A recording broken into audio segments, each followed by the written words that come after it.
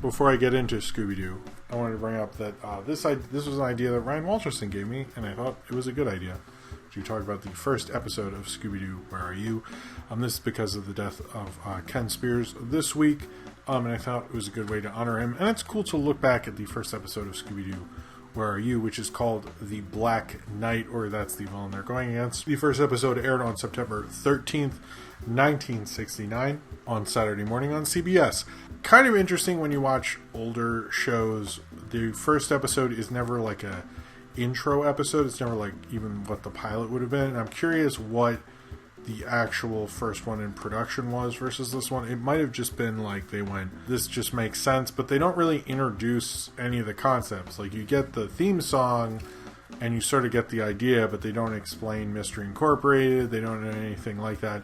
And the main focus is on Shaggy and Scooby, not the rest of them. The rest of them are sort of ancillary kind of whatevers.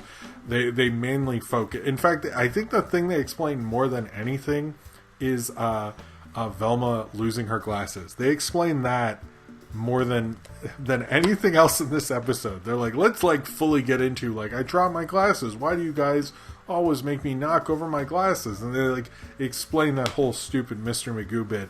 I was like, this is like, I like that this is what 1969 Saturday morning audiences needed, is that guy explained.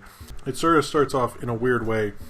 And it's a little more spookier than I remembered Scooby-Doo, Where Are You? I don't watch that version. It's been a while. But it is a spookier mystery thing, but you just see Scooby and Shaggy coming back from the movies. I'm sure they just saw Midnight Cowboy. And they're coming back and they see the Black Knight.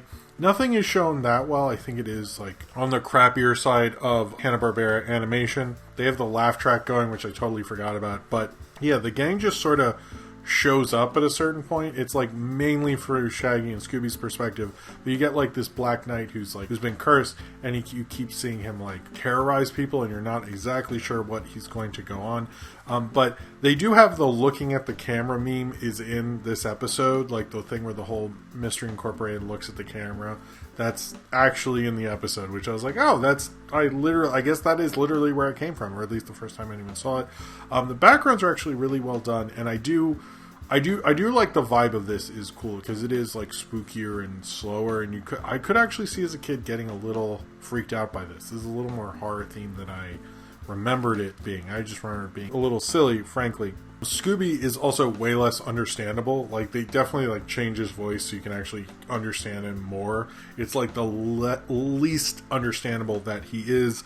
And the Black Knight, also, this villain is sort of a weird one. He's not like he's just like a guy, clear, not to ruin the episode, I'm sorry to spoil this, but just a guy in a night suit is kind of lame, and you think it might be one guy who's disappeared, but obviously it's not. And their whole plan was that they were like making copies of art and stealing them, and I guess selling them. They don't really get into it, and no one says like, I could have gotten away for it too if it wasn't for you meddling. They don't say that, which was disappointing.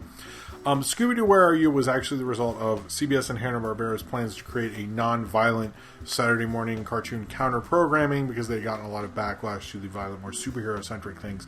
And if you look at this one, this plays way more like a mystery, way more goofier. It's like the goofy stuff, it's a mystery show, but the goofy element of Scooby-Doo is kind of the main focus of it, which I thought was kind of interesting, and it kind of shows you like what's important to the show, because both the goofy elements there, but they still like go through the whole mystery. I'd say like the goofy part is first, and the mystery is like kind of like, I would almost say like a B plot to Shaggy and Scooby, using it as something to play off of to be equally as silly. This was written by Bill Lutz, Ken Spears, and Joe Ruby. It's not the best episode of Scooby-Doo, but I think, I've heard this I listened to that podcast, Zach to the Future, where it's Zach, Mark Paul Goss are watching Saved by the Bell sort of for the first time. And he brings up that the first episode of Saved by the Bell that aired was not the episode that showed the concept, but it was the one they felt was the strongest and got people into it. And I think like older audiences watched those episodes and could just get it and go, I get sort of what this is, without having an episode that explained it. Does that mean that audiences then were smarter than they are now, that they could pick up on these things, although the Jinkies thing they need to explain fully? I don't know fully, but I sort of think that, because it's just like people accepted like they weren't going to watch the first episode because of the way things were introduced. But I did like, it has some good gags. In fact, Shaggy or Shaggy knocking into some bones and them all falling back in dinosaur bones, them falling back into place. Or Scooby does that. I'm sorry. The Jinkies thing was funny. It was a decent, fun episode, but it just set you up in kind of the right way. It made you feel positive about the show. I don't think it's like a runaway amazing episode. And the Black Knight's not a crazy good one, but it kind of showed you the beginnings of Scooby-Doo in a way where I was like, I could see this lasting, but it didn't like strike me immediately. Like in my day, the first episode in the 90s had a lot of emphasis on it, but again, those were ones that introduced the concept. This doesn't. This is just an average episode of Scooby-Doo, Where Are You? But it's like a pretty good average one, and it kind of shows you how well it starts off. This episode is on HBO Max and Boomerang if you would like to check it out. Scooby-Doo, Where Are You? Started off in kind of the right way as they kind of defeat the Black Knight and show you how wacky and silly Scooby and Shaggy can be and not be as violent as Saturday morning cartoons had been previous to this. Scooby-Doo can doo-doo, but Jimmy Carter is smarter. For a second I was like, what is he doing? And it took me a minute. Cheers to you, Toon Jay.